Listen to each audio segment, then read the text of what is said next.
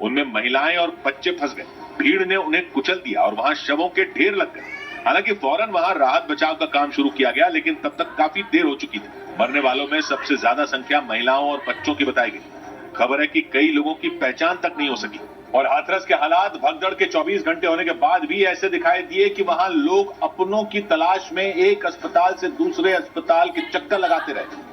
अस्पताल में शवों के अंबार के बीच घंटों की खोजबीन के बावजूद उनमें कई लोगों के परिवार वालों का पता नहीं चल सका। यानी भगदड़ के बाद लापता हुए लोगों को ढूंढना उनके परिवार वालों के लिए चुनौती बन गया।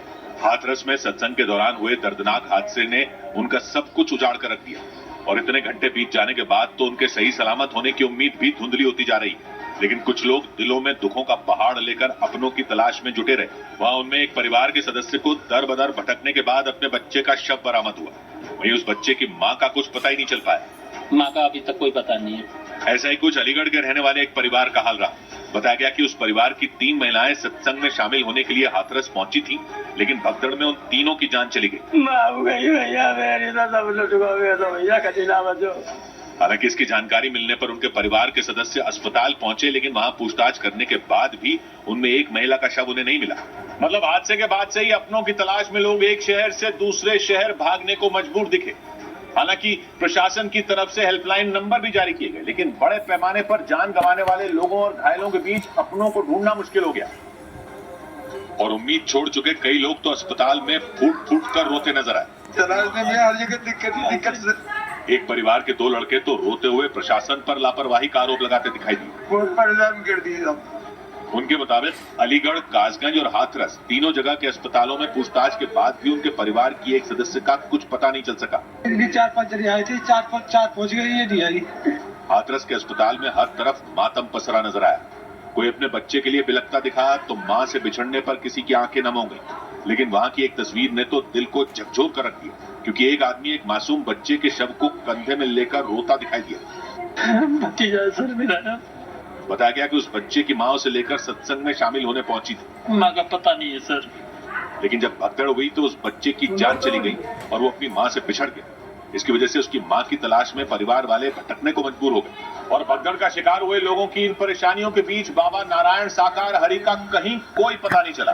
हालांकि पुलिस की कई टीमें उनकी तलाश में जुटी, उनके आश्रमों पर नजर रखी जा रही है। इस बीच न्यूज 18 की टीम उत्तर प्रदेश के मैनपुरी पहुंची, जहां बाबा का महलनुमा आश्रम मौजूद है। और यह आश्रम 30 एकड़ में फैला हुआ। मैनपुरी के पिछवा इलाके में मौजूद इस आश्रम को 2014 में बनाया गया था। इसकी दीवारें किसी महल की तरह कई फीट ऊंची। आश्रम का गेट सोने की तरह चमचमाता नजर आया। लोग बताते हैं कि इस आश्रम में अक्सर बाबा नारायण साकार हरि का आना जाना लगा रहता है। जो इतना आलीशान गेट और इतनी आलीशान अंदर की जो व्यवस्थाएं हैं, क्योंकि अंदर गेट बंद किया हुआ है, अंदर का जो माहौल है बिल्कुल एक महलनुमा है। तो आश्रम के ठीक सामने एक जमीन दिखाई दी। दावा किया गया कि करोड़ों रुपए की यह जमीन बाबा को दान में मिली थी। पुलिस के सूत्र बताते हैं कि हाथरस में भगदड़ मचने के बाद बाबा इसी आश्रम में आए थे, लेकिन ये बात किसी को नहीं पता कि वो अंदर हैं या यहाँ से निकल गए। तो गेट के नीचे फूल आपको दिखाई देंगे, स्वागत के लिए ये फूल होते हैं और इसका मतलब साफ है कि बाबा की मूवमेंट यहाँ पर थी। जानकारी के मुताबिक इस आश्रम की तरह अलग अलग राज्यों में बाबा के कई महलनुमा आश्रम हैं। यही नहीं, बाबा ने खुद की एक आर्मी तक बना रखी है। मतलब उनकी मर्जी के बिना उन्हें छूना तो दूर, कोई उनके पास तक नहीं पहुंच सकता। भोले बाबा उर्फ नारायण साकार हरि का असली नाम सूरजपाल बताया गया। वो उत्तर प्रदेश के एटा जिले के रहने वाले हैं और करीब 25 साल से सत्संग कर रहे हैं। और उत्तर प्रदेश ही नहीं बल्कि दिल्ली, राजस्थान और हरियाणा में भी इनके अनुयायी हैं। लेकिन उपदेशक और कथावाचक बनने से पहले सूरजपाल उत्तर प्रदेश पुलिस में हेड कांस्टेबल हुआ करते थे। उन पर यौन शोषण समेत 5 केस दर्ज। हेड कांस्टेबल रहते हुए यौन शोषण का आरोप लगने के बाद उन्हें बर्खास्त तक कर दिया गया था। वो जेल भी गए थे, लेकिन जब बाहर आए तो उन्होंने पहचान के साथ अपना नाम भी बदल लिया था। उन्होंने अपना नाम नारायण साकार हरि रख लिया और उपदेशक बन गए। खुद को नारायण का अवतार बताकर उन्होंने सत्संग की शुरुआत की। थोड़े ही दिनों में उन्होंने आसपास के गांवों में पंडाल लगाना शुरू कर दिया और सत्संग करने की शुरुआत कर दी थी। और इसके बाद लोगों ने उन्हें भोले बाबा कहना शुरू कर दिया। धीरे धीरे उनके अनुयायियों की संख्या बढ़ती चली गई। सूरजपाल पहले भोले बाबा और उसके बाद नारायण साकार हरि बन गए, लेकिन उन्होंने अपनी वेशभूषा यानी अपना पहनावा नहीं बदला। वो सूट बूट और चश्मा लगाकर ही सत्संग करते रहे। एक रोज पहले भी उन्होंने हाथरस में सत्संग किया और उसमें शामिल 120 से ज्यादा लोगों के लिए उनका ये सत्संग आखिरी सत्संग बन गया। लेकिन ये कोई पहली बार नहीं है जब सूरजपाल और भोले बाबा और नारायण साकार हरि सुर्खियों में आए। इससे पहले उन्होंने कोरोना महामारी के दौरान भी सत्संग का आयोजन किया था और लोगों की भारी भीड़ जुटा ली थी, जबकि कोरोना की वजह से पूरे देश में हाहाकार मचा हुआ था। महामारी को फैलने से रोकने के लिए भीड़ जुटाने पर पाबंदी थी, मतलब रैली, सभा और सत्संग करने पर रोक थी। लेकिन इसके बाद भी भोले बाबा और सूरजपाल ने 2021 में उत्तर प्रदेश के फर्रुखाबाद में सत्संग का आयोजन किया था। उस वक्त उनके सत्संग में लाखों की संख्या में लोगों की भीड़ उमड़ी थी। लोग बताते हैं कि सूरजपाल ने लोगों को उनके सत्संग में आने पर हर परेशानी से निजात दिलाने का भरोसा दिया था। लोग बताते कि कोई भी दिक्कत परेशानी हो इनके द्वारा सही हो जाती, इनके जो ये कार्यक्रम करते उसमें आने से। जानकारी के मुताबिक 2021 में सूरजपाल ने कोरोना महामारी के दौरान इस सत्संग का आयोजन किया था। उस दौरान प्रशासन ने उन्हें सिर्फ 50 लोगों के साथ सत्संग करने की इजाजत दी थी। 50 से अधिक व्यक्ति शामिल न होने की शर्त के साथ में अनुमति जारी कर दी गई। बाद में उनके खिलाफ कोरोना नियमों को तोड़ने के आरोप में केस भी दर्ज किया गया था, लेकिन उन पर कोई कार्रवाई नहीं हुई। मतलब भोले बाबा और नारायण साकार हरि का विवादों से पुराना नाता रहा। आरोप तो ये भी लगे कि वो लोगों को चमत्कारी दवाई भी दिया करते थे। इस मामले में उन्हें एक बार जेल तक जाना पड़ा था। आरोप लगा कि उन्होंने चमत्कार करके एक लड़की को जिंदा करने का कर दिया था, ये दावा था।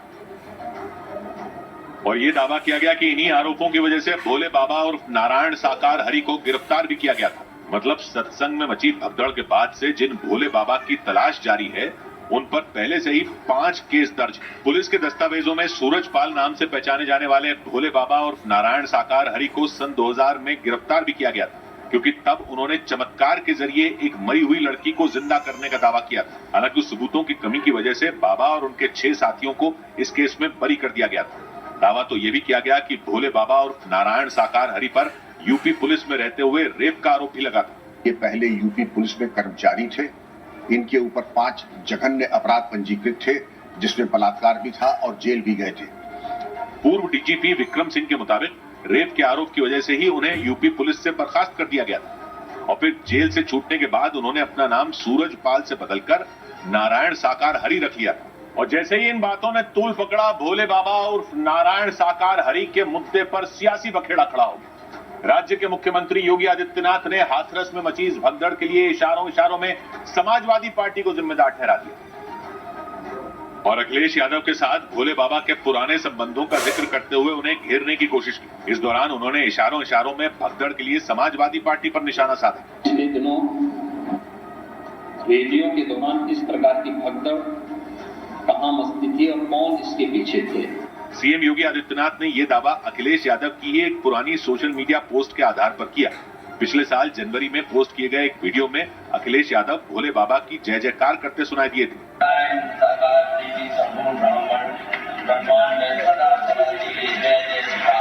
हालांकि अखिलेश ने भी इस मामले में पलटवार करते हुए योगी सरकार को घेरने की कोशिश की। लापरवाही की वजह से जो जाने गई हैं, उसकी जिम्मेदार सरकार है। अखिलेश यादव ने आरोप लगाया कि सरकार ने हाथरस में पुख्ता इंतजाम नहीं किए, जिसका असर ये हुआ कि कई लोगों की जान चली गई। और वो यहीं नहीं रुके। अखिलेश यादव ने तो योगी सरकार पर निशाना साधते हुए ये तक कह दिया कि योगी सरकार सुरक्षा तो दूर, अस्पताल में इलाज के इंतजाम तक नहीं करा पाई, जिसका असर यह हुआ कि अस्पताल पहुंचने के बावजूद कई लोगों की जान नहीं बचाई जा सकी। ऑक्सीजन मिली, न दवाई मिली, न एम्बुलेंस मिली और न कोई इंतजाम किया। अखिलेश यादव ने यह आरोप इसलिए लगाया क्योंकि एक दिन पहले जब भगदड़ के बाद लोग घायलों को लेकर अस्पताल पहुंचे, तब वो इलाज के लिए भटकते नजर आए थे। यहाँ पे 70% लोग मरा है ना, उसमें इसके हॉस्पिटल के खिलाफ FIR होनी चाहिए, DM साहब के नाम FIR होनी चाहिए। इसी के बाद अखिलेश यादव ने इस मामले में योगी सरकार को घेरा। उन्होंने दावा किया कि हाथरस में मची भगदड़ को संभालने के मामले में सरकार पूरी तरह नाकाम रही। साथ ही घायलों को फौरन इलाज मुहैया कराने में भी तेजी नहीं दिखाई दी, जिसका असर ये हुआ कि अस्पताल पहुंचने के बावजूद कई लोगों की जान चली गई। सौभाग्य की बात यह है कि जब हादसा हो गया तो निकल के आ रहा है कि इस बाबा पर तो पहले भी कई तरह के आरोप थे।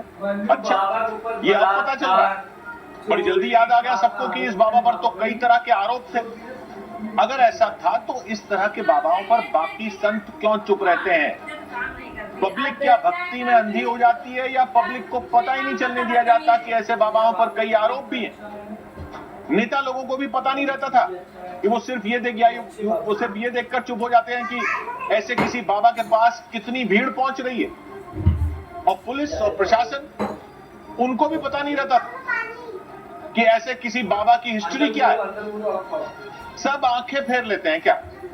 और अब सब निकल कर आ रहे हैं कि इस बाबा पर तो ये आरोप भी था, इस पर वो आरोप भी था। अब तक आप कहां थे? लोगों की जान चली गई तो आपको याद आया कि क्या क्या इल्जाम लगे हुए थे बाबा पर। बाबा के फरार होने के बाद याद आया आपको। और सवाल तो बाकी संतों से भी है। कई संत कह रहे हैं कि ऐसे बाबाओं को पूरे संत समाज से मत जोड़िए। बिल्कुल ठीक बात है, नहीं जोड़ना चाहिए। लेकिन आप लोग कब बोलते हो ऐसे बाबाओं के बारे में? कितने सारे लोग हैं जो संतों जैसे कपड़े पहनकर सत्संग करते रहते हैं। आपने कब बोला कि ये पंथ को बदनाम कर रहे हैं? जब लोगों की मौत हो गई तब आपको पीड़ा हो रही है कि सारा संत समाज बदनाम नहीं होना चाहिए। और अगर अब भी आपको लग रहा है तो अब भी बता दीजिए कि और कौन कौन आपको लगता है कि ऐसे हैं। पब्लिक को कैसे पता चले? पब्लिक कैसे फर्क करेगी? आपको पता नहीं चलता जब ऐसे बाबाओं के पोस्टर लगते हैं जगह जगह, जिनमें ये लोग धर्म की बात करने का दावा करते हैं। जब आपको नहीं पता लगता तो पब्लिक को कैसे पता चलेगा? और जब पब्लिक फर्क नहीं कर पाएगी तो फिर जब कुछ हो जाएगा तो सारे संत समाज को ही उन्हीं नजरों से देखेगी ना। बाकी संतों की कोई जिम्मेदारी नहीं होती ये साफ करने की। ये धर्म पर खतरा नहीं है। वैसे तो आप लोग कई मंचों पर एक साथ आ जाते हो ये कहते हुए कि जब धर्म का सवाल होगा तो आपका दायित्व है आवाज उठाना। तो ऐसे बाबाओं के खिलाफ क्यों नहीं आप एक साथ होकर बोलते? अब दायित्व नहीं है आपका। भले ही एक बार को मान लें कि इस बाबा का दोष न, भले ही व्यवस्था ठीक से न होने में बाबा का रोल भी ना, भले ही बाबा ने ऐसा न चाहा हो लेकिन भीड़ की वजह से ऐसा हो गया, लेकिन बाबा को भागना क्यों पड़ा? फरार क्यों होना पड़ा? सारे सेवादार कहां गायब हो गए? इस सब पर बाकी संत कुछ नहीं बोलेंगे। ये सब सिर्फ ये बाबा जाने और इस बाबा के भक्त जाने। इसके बाकी संत समाज का कोई लेना देना नहीं है। कोई कह रहा है कि बाबा के चरणों की धूल लेने के लिए भगदड़ मच गई, तो बाकी संत जो धर्म की बात करते हैं वो बोलेंगे नहीं कि ऐसी प्रथाएं अगर हैं तो वो बंद हो, और नहीं बोलेंगे तो पब्लिक नहीं मानेगी कि सब एक दूसरे को बचाते रहते हैं, क्योंकि सबके आयोजन होते और सब अपने आयोजनों में इस घटना की वजह से अड़चन नहीं आने देना चाहते। पब्लिक और क्या समझे? अरे प्रशासन से तो सवाल है ही, पुलिस से तो सवाल है ही, लेकिन आप संत लोग भी तो कुछ बोलो। अंधभक्ति पर ही कुछ बोल दो। जो पब्लिक किसी बाबा के कहने पर ऐसे खिंची चली आ सकती है, उस पब्लिक पर बाकी संतों की बात सुनकर असर नहीं होगा। कुछ हो जाता है तो सब निकल कर आकर बताने लगते हैं कि ये बाबा तो ऐसे थे और वैसे थे। जब ऐसे बाबा हजारों की भीड़ जुटाते हैं तब क्यों नहीं बोलते? तब क्या भीड़ की आस्था का सवाल हो जाता है? भीड़ की आस्था अगर किसी भ्रम की वजह से थी और आप जानते थे कि यह भ्रम जाल था, तो आप चुप क्यों थे? मौन क्यों थे? धर्म क्या कहता कि कुछ गलत दिखे तो रोशनी डालो या उस पर पर्दा रहने दो? सत्य की राह दिखाने का दावा करते हैं ना प्रवचन देने वाले, खुद भी तो सत्य की राह पर चलिए महाराज। सौभाग्य की बात, इस बीच हाथरस की घटना के बाद पंडित धीरेन्द्र शास्त्री ने बागेश्वर धाम में लोगों से भीड़ न जुटाने की अपील कर दी। हाथरस में 120 से ज्यादा श्रद्धालुओं की भगदड़ में मौत के बाद बागेश्वर धाम के पंडित धीरेन्द्र शास्त्री ने एक वीडियो संदेश जारी किया। उन्होंने श्रद्धालुओं से अपील की कि वो सुबह उनके जन्मदिन पर बागेश्वर धाम न आए और अपने घरों में ही हनुमान चालीसा का पाठ करें। उन्होंने अपने जन्मदिन पर लोगों से पौधा लगाने की भी अपील की। हाथरस में मची भगदड़ और श्रद्धालुओं की मौत को लेकर सुप्रीम कोर्ट में एक जनहित याचिका दाखिल की गई। इस याचिका के जरिए सुप्रीम कोर्ट के रिटायर्ड जज की निगरानी में कमेटी बनाकर मामले की जांच कराने की अपील की गई। साथ ही ये मांग भी की गई कि जिम्मेदार लोगों और आरोपी अधिकारियों पर एक्शन लिया जाए। जम्मू कश्मीर के रियासी में चिनाब नदी पर बने दुनिया के सबसे ऊंचे रेलवे पुल पर ट्रेन चलाने को लेकर रेल यातायात की सुरक्षा से जुड़े CRS यानी कमीशन ऑफ रेलवे सेफ्टी ने मंजूरी दे दी। ये पुल संगलदान और रियासी रेलवे स्टेशन के बीच बनाया गया है। खबर है कि जल्द ही इस रेल लाइन पर ट्रेनों को चलाने की घोषणा की जा सकती है। उधर उत्तराखंड में तबाही वाली बारिश हुई। वहां जबरदस्त बारिश की वजह से कई जगहों से पहाड़ खिसकने और रास्ते बंद होने की खबरें आई। मौसम विभाग ने उत्तराखंड के कुमाऊं और गढ़वाल मंडल में जबरदस्त बारिश का अनुमान लगाया और लोगों को सावधान किया, क्योंकि बारिश के बीच कई जगहों से पहाड़ खिसकने की तस्वीरें आई। कुमाऊं मंडल में आने वाले पिथौरागढ़ में तो पहाड़ का एक बड़ा हिस्सा टूटकर नदी में जा गिरा। पिथौरागढ़ में पहाड़ खिसकने का ये वीडियो आसपास मौजूद लोगों ने बनाया। जैसे ही पहाड़ खिसकना शुरू हुआ, उन्होंने शोर मचाना शुरू कर दिया।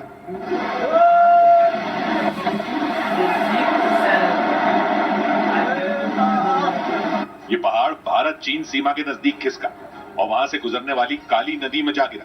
जैसे ही पहाड़ का हिस्सा नदी में गिरा, धूल का गुबार उठा, जिसने थोड़ी देर के लिए पूरी नदी को ढक दिया और थोड़ी देर के लिए ऐसा लगा कि काली नदी की धार ही रुक गई हो। पहाड़ के खिसकने से पहले वहां मौजूद लोगों को दरार नजर आने लगी थी और उसी समय उनकी नजर पहाड़ के उस हिस्से में बनी सीमा सुरक्षा बल के जवानों की चौकी पर पड़ी। पहाड़ के खिसकने से पहले वो चौकी के अंदर थे, इसीलिए लोगों ने तुरंत उन्हें अलर्ट किया और जोर जोर से चिल्लाना शुरू कर दिया। उन्होंने सीमा सुरक्षा बल के जवानों को आवाज दी और बताया कि पहाड़ खिसकने वाला है।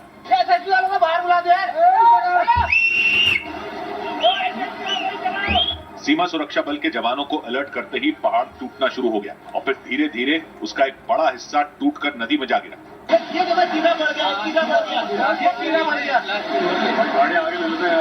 मौसम विभाग ने उत्तराखंड के कई इलाकों में तबाही वाली बारिश का अलर्ट जारी किया और कुमाऊं मंडल में आने वाले अल्मोड़ा, पिथौरागढ़ और नैनीताल में भारी बारिश की चेतावनी दी। इसके अलावा गढ़वाल मंडल में आने वाले देहरादून, पौड़ी और हरिद्वार में भी भारी बारिश का खतरा है और इसीलिए इन इलाकों में प्रशासन सतर्क हो गया। नैनीताल में तो कई बड़े अधिकारियों की ड्यूटी लगा दी गई। खुदाई करने वाली 20 मशीनें भी तैनात कर दी गई। इसके अलावा बिजली और पानी की व्यवस्था पर भी नजर रखी गई, क्योंकि कुमाऊं मंडल में आने वाले नैनीताल में भी खूब बारिश हुई। जोशीमठ में इतनी बारिश हुई कि पानी घरों के बीच से बहना शुरू हो गया। बताया गया कि जोशीमठ में कई गांवों के ऊपर लगातार पहाड़ खिसके और इस वजह से बारिश का पानी मिट्टी बहाकर गांव में ले आया। नतीजा ये हुआ कि करीब 12 परिवार अपना घर छोड़कर सुरक्षित जगहों पर चले गए। क्योंकि उत्तराखंड के बाकी इलाकों समेत जोशीमठ में भी खूब बारिश हुई और आने वाले दिनों में पहले से ज्यादा बारिश का अनुमान है, यानी जोशीमठ में हालात डरावने हो सकते हैं। इसके अलावा उत्तराखंड के बाकी हिस्सों पर भी खतरा है और पिथौरागढ़ में पहाड़ खिसकने और जोशीमठ में गांव में मलबा बहने को इसकी शुरुआत माना गया। इस बीच राजस्थान के श्रीगंगानगर में उस वक्त हड़कंप मच गया जब एक बिजली का खंभा गाड़ियों के ऊपर गिर गया।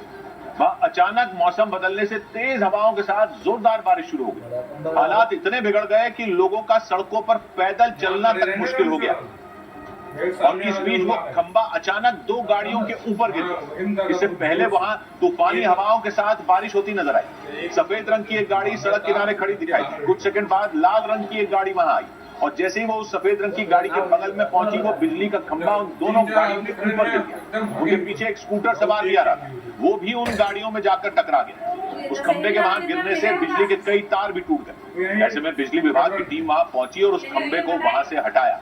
हालांकि गनीमत ये रही कि इस हादसे में कोई घायल नहीं हुआ। उधर पश्चिम बंगाल के दार्जिलिंग में स्कूल जा रहे कुछ बच्चे उफनते सैलाब में फंस गए। वहां एक पिकअप वैन 24 बच्चों को लेकर नदी पार कर रही थी। इसी बीच अचानक जलस्तर बढ़ गया, वो वैन तेज बहाव की चपेट में आ गई और इसके बाद तो उन बच्चों में चीख पुकार मच गई, क्योंकि वो पिकअप वैन लहरों के बीचों बीच फंसी नजर आई और उसका आधे से ज्यादा हिस्सा पानी में डूबा दिखाई दिया। ऐसा लगा मानो ताकतवर लहरें कुछ ही देर में उसे अपने साथ बहा ले जाएंगी। इस दौरान उसमें सवार बच्चों की सांसें अटकी रहीं। ज्यादातर बच्चे उस वैन को पकड़कर किसी तरह खुद को सैलाब से बचाने की कोशिश करते दिखे। उन्हें नदी से सुरक्षित बाहर निकालने के लिए कुछ लोग उफनती लहरों का सामना करते नजर आए।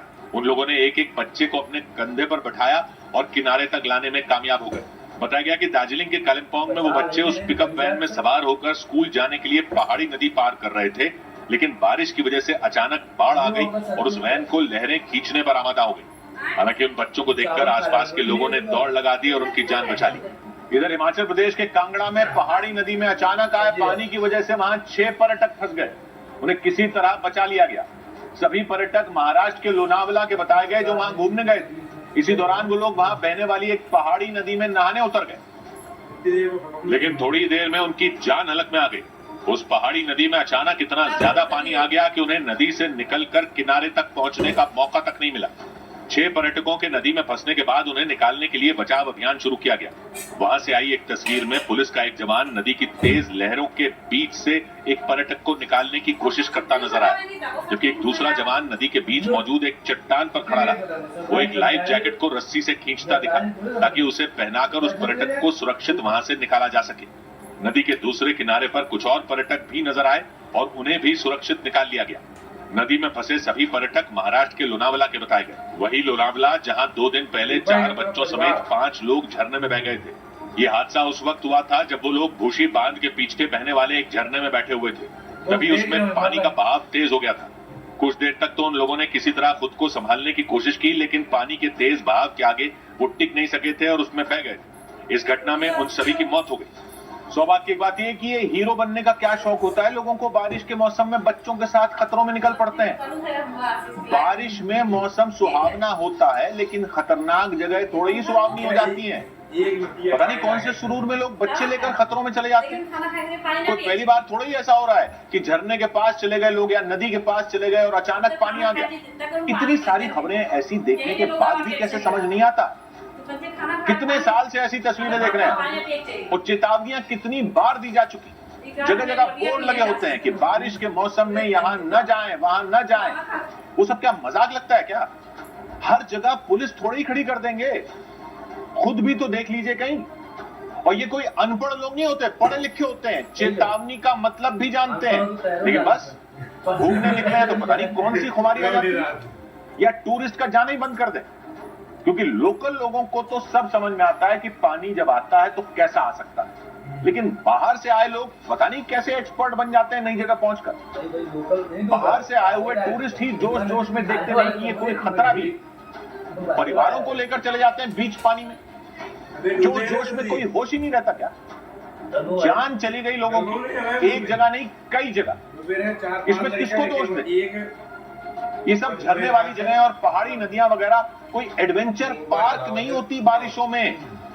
आप छुट्टियों में गए हो तो आपको तो वैसे भी नहीं पता वहां के हालात। तो जैसा लोकल लोग बताएं वैसा फॉलो करो ना। बोर्ड वगैरह लगे रहते हैं खतरे के, वो इसीलिए लगे रहते हैं। और ये वीडियो वगैरह बनाने के चक्कर में जान जोखिम में क्यों डालते हो? अपने दोस्तों रिश्तेदारों को इम्प्रेस करने के चक्कर में ये मत भूलिए कि जान आपकी अपनी है, आपके अपनों की है। सौभाग्य की एक बात, उधर महाराष्ट्र में दाऊद इब्राहिम के इशारे पर चल रहे एक ड्रग्स रैकेट पर कार्रवाई की गई। महाराष्ट्र पुलिस ने मुंबई के नजदीक मीरा रोड इलाके में अंडरवर्ल्ड डॉन दाऊद इब्राहिम से जुड़े एक ड्रग्स रैकेट का भंडाफोड़ करने का दावा किया। बताया गया कि छापेमारी के दौरान 2 लोग पकड़े गए और साथ ही ड्रग्स की एक बड़ी खेप भी बरामद हुई, जिसकी कीमत 350 करोड़ रुपए बताई गई। पुलिस के मुताबिक महाराष्ट्र के अलावा गुजरात, तेलंगाना और उत्तर प्रदेश तक इस रैकेट के तार जुड़े थे। चंडीगढ़ एयरपोर्ट पर बीजेपी सांसद कंगना रनौत को थप्पड़ मारने के आरोप में गिरफ्तार हुई सीआईएसएफ की जवान का ट्रांसफर कर दिया गया। सूत्रों के हवाले से खबर है कि महिला जवान का तबादला चंडीगढ़ एयरपोर्ट से बेंगलुरु एयरपोर्ट पर किया गया। 7 जून को हुई इस घटना के बाद सीआईएसएफ ने उन्हें सस्पेंड कर दिया था और तब से उनके खिलाफ जांच जारी है। दिल्ली महिला आयोग को कमजोर करने के स्वाति मालीवाल के आरोप पर आयोग की ही 2 सदस्यों ने स्वाति मालीवाल को एक चिट्ठी लिखी। उन्होंने चिट्ठी के जरिए स्वाति मालीवाल के आरोपों को न सिर्फ नकार दिया बल्कि उनसे इस मुद्दे पर राजनीति न करने की भी अपील की। उधर देश भर में बढ़ रहे आवारा कुत्तों के आतंक के बीच तेलंगाना की राजधानी हैदराबाद से भी एक खौफनाक मामला सामने आया। वहां आवारा कुत्तों के झुंड ने एक मासूम बच्चे पर हमला बोल दिया। उन कुत्तों ने हमला उस वक्त किया जब वो बच्चा अपने घर के बाहर खेल रहा था और तभी 3 कुत्तों ने उसे घेर लिया। उसने वहां से बचकर भागने की कोशिश भी की, लेकिन उन कुत्तों ने जोर जोर से भौंकना शुरू कर दिया, जिसकी वजह से वो पूरी तरह डर गया। तभी उनमें एक कुत्ते ने हमला कर उस बच्चे को जमीन पर पटक दिया। इसके बाद तो उन तीनों कुत्तों ने उसे नोचना शुरू कर दिया। ये देखकर 3 और कुत्ते भी दौड़कर वहां आ गए। एक कुत्ता उसे अपनी तरफ खींचता तो दूसरा उसे घसीटते हुए अपनी तरफ ले जाता। उन कुत्तों ने उस बच्चे को बुरी तरह लहूलुहान कर दिया। वो कुत्ते उस बच्चे को अपने साथ घसीट कर ले जाने पर आमादा दिखे। उन्होंने उसे बुरी तरह नोचा। बच्चा जोर जोर से रोता दिखाई दिया। उसकी आवाज सुनकर एक आदमी दौड़ता हुआ वहां आया। उसे देखते ही वो सभी कुत्ते वहां से भाग निकले। इसके बाद वो बच्चा दौड़कर अपने घर के अंदर जाता नजर आया, लेकिन वो इतनी बुरी तरह घायल हो चुका था कि वो अपने मकान के बाहर ही गिर गया। उस बच्चे के परिवार वाले दौड़कर बाहर आए और उसे अस्पताल ले गए, जहां उसकी हालत गंभीर बताई गई। लेकिन आवारा कुत्तों का ये आतंक सिर्फ हैदराबाद में ही नहीं देखा गया। ऐसा ही डरा देने वाला एक मामला मध्य प्रदेश के धार से भी सामने आया। वहां एक महिला और बच्चों पर हमला करने के लिए कुछ आवारा कुत्ते उनके पीछे दौड़ पड़े। उन लोगों के चिल्लाने की आवाज से पूरा इलाका गूंज उठा, क्योंकि अपने पीछे 2 कुत्तों को दौड़ते देख उनके हाथ पांव फूल गए। वो महिला एक बच्चे को गोद में लेकर दौड़ती दिखाई दी, लेकिन उनके पीछे 2 बच्चे भी भागते नजर आए। 2 कुत्ते उनके पीछे पड़ गए। उनसे बचने के लिए उन्होंने चीखते चिल्लाते हुए भागना शुरू कर दिया। वो महिला और एक बच्चा एक घर के अंदर घुस गए, जबकि उनके पीछे दौड़ रहे तीसरे बच्चे पर उन कुत्तों ने हमला कर दिया, जिसकी वजह से वो जमीन पर गिर गए। इसके बाद तो वो कुत्ते उसे नोचते दिखाई दिए। ये खौफनाक मंजर देखकर उन लोगों ने जोर जोर से चीखना शुरू कर दिया। उनकी आवाज सुनकर वो कुत्ते वहां से भाग गए। इसके बाद वो बच्चा भी दौड़ते हुए उस घर में घुस गया। इस हमले में उस बच्चे को मामूली चोटें आई। घटना का वीडियो वायरल होने के बाद नगर निगम हरकत में आया और उन कुत्तों को पकड़कर जंगल में छोड़ दिया। और ऐसा एक और मामला तमिलनाडु के कोयम्बतूर से भी सामने आया। हैदराबाद और धार की तरह कोयम्बतूर में भी कुछ आवारा कुत्तों ने एक मासूम बच्चे को घेर लिया। बताया गया कि उस बच्चे के पिता ने अपने मकान के बाहर मोटरसाइकिल खड़ी की और उस बच्चे को उतारकर घर के अंदर चले गए। और तभी उस बच्चे ने सड़क से एक पत्थर उठाया और वहां घूम रहे कुत्तों को वहां से भगाने की कोशिश की, लेकिन उस बच्चे को देखते ही 3 कुत्ते उसकी तरफ दौड़ पड़े। उन्हें अपनी तरफ आते देख वो पूरी तरह घबरा गया। उसने जोर जोर से चिल्लाना शुरू कर दिया। डर की वजह से वो बच्चा उस मोटरसाइकिल के पीछे चिपका दिखाई दिया, लेकिन तभी एक और कुत्ता दूसरी तरफ से दौड़ता हुआ आया और उन सारे कुत्तों ने मिलकर उसे घेर लिया। इससे पहले कि वो कुत्ते उस बच्चे पर हमला कर पाते, उसके पिता दौड़ते हुए बाहर आ गए। उन्हें देखते ही वो कुत्ते वहां से भाग निकले। इसके बाद उन्होंने उस बच्चे को गोद में उठाया और अंदर ले गए। अगर उन्हें बाहर आने में पल भर की भी देरी हो जाती तो वो आवारा कुत्ते उस मासूम बच्चे को नोच सकते थे। हालांकि गनीमत ये रही कि वो सही वक्त पर बाहर आ गए और उसे बचा लिया। सौभाग्य की एक बात यह कि आवारा कुत्तों की प्रॉब्लम रोज बरोज और भयानक होती जा रही है। बार बार सवाल उठ रहा है कि अगर कानून ये है कि उनकी नसबंदी करके ही संख्या कम करनी है तो ये समस्या हल क्यों नहीं हो रही? क्या नगर पालिकाओं का बजट में पैसा नहीं दिया जा रहा कुत्तों को पकड़ने के लिए, या वो नाकाम है? गलियों में अगर निकलना मुश्किल हो जाए, बच्चों को कुत्ते नोच रहे हों, कई लोगों की जान तक जा चुकी हो, बड़े बड़े लोगों की जान चली गई, रेबीज की खतरनाक बीमारी के कई लोग शिकार हो गए, तो इस व्यवस्था पर कैसे सवाल नहीं होगा? अगर कानून में नसबंदी करने का ही रास्ता है तो ये कितना प्रैक्टिकल है? ये तो दिख रहा है कि ये फेल है, दिख रहा है रोज हमले हो रहे हैं। तो एक फेल रास्ते को ही पकड़कर क्यों बैठे हैं हम? अगर पैसे की कमी है तो बताइए आपके पूरे शहर में ऐसा करने के लिए पैसा नाकाफी है। नहीं तो बताइए कि नसबंदी क्यों नहीं हो पा रही। इन नगर पालिकाओं में काम करने वालों के भी तो घर परिवार होंगे, वो भी तो गलियों में निकलते होंगे, उनको नहीं दिख रहा क्या? कई जगह गली के कुत्ते खूंखार होते जा रहे हैं और गली के कुत्तों को खाना देने वाले कैसे अपनी जिम्मेदारी से ये मानते हैं कि उन्होंने खाना दे दिया तो बहुत अच्छा काम कर दिया। इतने सारे एक्सपर्ट जो कह रहे हैं कि गली के कुत्तों को खाना देने वाले उनको आदत डलवा रहे हैं, वो बाकी इंसानों से भी यही उम्मीद करते हैं कि उनके पास खाना होगा। इसमें कुत्तों की क्या गलती? वो भूख में हमला कर रहे हैं तो वो ये थोड़ा ही जानते हैं कि जान भी जा सकती है लोगों की। कुत्तों को थोड़ा ही पता है कि वो रेबीज जैसी बीमारी फैला सकते हैं। और अब तो जगह जगह सीसीटीवी कैमरे लगे हैं, क्यों ना पकड़ा जाए ऐसे लोगों को जो कुत्तों को कहीं भी खाना दे देते हैं और उसके आगे उनकी कोई जिम्मेदारी नहीं है। कुत्तों ने सड़कों को घेर रखा है कई जगहों। ये क्या नगर पालिका वालों को पता नहीं है? और जरूरी थोड़ी है कि हर कोई कुत्तों से प्रेम ही करे। कुत्तों के प्रति अगर प्यार नहीं उमड़ता किसी का तो क्या वो इंसान नहीं है? और कुत्ते अगर ऐसे बच्चों को नोचते फिरेंगे, लोगों को लहूलुहान करते फिरेंगे, लोगों में रेबीज की बीमारी हो जाएगी तो लोग डरेंगे नहीं? जिसके बच्चे को गली के कुत्तों ने नोच डाला हो उसको क्या बोले कि उनसे मानवीय व्यवहार करो, उनसे प्रेम करो, उन पर दया करो। और इतने सारे तो दिहाड़ी मजदूर और बेघर लोग होते हैं जो सड़कों पर रहने को मजबूर हैं। वो लोग शिकार होते हैं इन कुत्तों के, उनके बच्चे खेलने को मजबूर होते हैं सड़कों पर। उनको बोले कि कुत्तों का एथिकल ट्रीटमेंट होना चाहिए। साफ दिख रहा है कि ये नसबंदी करने वाला सिस्टम फेल। साफ दिख रहा है कि समस्या भयावह होती जा रही है। साफ दिख रहा है कि आवारा कुत्तों से लोगों को जान का खतरा बन चुका है। लेकिन अब भी यही बहस चली जा रही है कि कुत्तों से क्रूर बर्ताव नहीं होना चाहिए। और जो कुत्ते क्रूर हो रहे हैं वो तो बेजुबान जानवर हैं, उनको क्या पता वो क्या कर रहे हैं। नगर पालिकाओं के लिए ये मुद्दा क्यों अहम नहीं है? लोगों की जान जाने पर, उन पर हमला होने पर इन अधिकारियों पर क्यों नहीं एक्शन होता? कौन गिनती कर रहा है कि किस अधिकारी के इलाके में कितने कुत्ते हैं, कितनों की नसबंदी हो गई, पहले संख्या कितनी थी, अब कितनी हो गई, संख्या घट रही है, बढ़ रही है, क्या हो रहा है? कौन रोक रहा है उन लोगों को जो किसी भी जगह पर कुत्तों को खाना देकर अपना पल्ला झाड़कर चलते बनते हैं? ऐसे ही चलता रहा तो जिसके अपनों पर हमला होगा वो खुद ही कुत्तों पर हमला करने निकल पड़ेगा। एक तरफ आवारा कुत्तों के अधिकारों के लिए लड़ने वाले लोग होंगे और दूसरी तरफ उनके शिकार हुए लोग। कि देश के हर शहर, हर कस्बे, हर गली मोहल्ले की समस्या बनती जा रही है। जब किसी नगर पालिका के किसी बड़े अधिकारी पर ही हमला हो जाएगा तब जागेंगे क्या सब? 100 बात की एक बात। इस बीच अरविंद केजरीवाल को मनी लॉन्ड्रिंग मामले में फिर राहत नहीं मिली। दिल्ली की राउज एवेन्यू कोर्ट ने मनी लॉन्ड्रिंग मामले में मुख्यमंत्री अरविंद केजरीवाल की न्यायिक हिरासत 12 जुलाई तक बढ़ा दी। वो तिहाड़ जेल से ही वीडियो कॉन्फ्रेंसिंग के जरिए कोर्ट में पेश हुए। इसके अलावा अरविंद केजरीवाल ने शराब घोटाले से जुड़े सीबीआई के मामले में दिल्ली हाईकोर्ट में जमानत के लिए अर्जी दाखिल कर दी। उनकी याचिका पर कोर्ट में शुक्रवार को सुनवाई हुई। तेलंगाना के पूर्व मुख्यमंत्री के चंद्रशेखर राव की पार्टी बीआरएस के दिग्गज नेता के केशव राव कांग्रेस में शामिल हो गए। कांग्रेस अध्यक्ष मल्लिकार्जुन खड़गे की मौजूदगी में उन्होंने पार्टी की सदस्यता ली। इस मौके पर राहुल गांधी और तेलंगाना के मुख्यमंत्री रेवंत रेड्डी भी मौजूद रहे। असम कांग्रेस के पूर्व नेता रोमेन चंद्र बोर ठाकुर आम आदमी पार्टी में शामिल हो गए। उन्हें दिल्ली सरकार में मंत्री आतिशी की मौजूदगी में पार्टी की सदस्यता दिलवाई गई। रोमेन चंद्र बोर ठाकुर ने 2021 में असम के विधानसभा चुनाव में मुख्यमंत्री हेमंत बिस्वा शर्मा के खिलाफ चुनाव लड़ा था।